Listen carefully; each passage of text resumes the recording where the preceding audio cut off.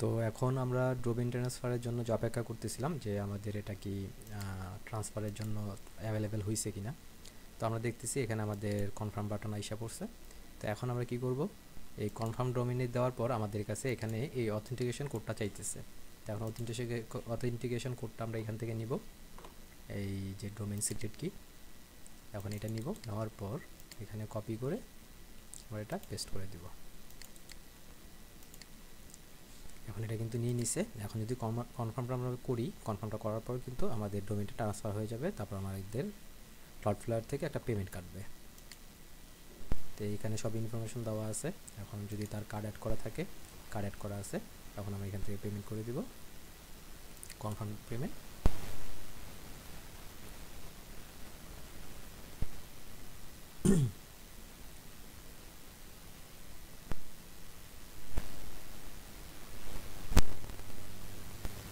আমরা কিন্তু দেখলাম পেমেন্টটা কনফার্মেশন হয়েছে। এখন এটা 4 থেকে 7 দিনের ভিতর এই যে ডোমেইনটা ট্রান্সফার এটা পার্মানেন্টলি হয়ে যাবে।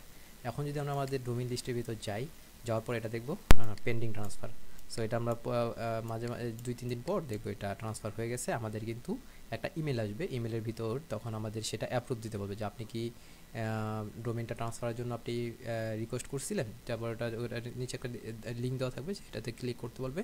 সেটাতে আপনি ক্লিক করলে সেখানে আপনার একটা এগ্রিমেন্ট দেওয়া থাকবে, কিছু লেখা, সেখানে দেওয়ার পর আপনার কনফার্ম বাটনে ক্লিক করলে এটা দ্রুত হয়ে যাবে।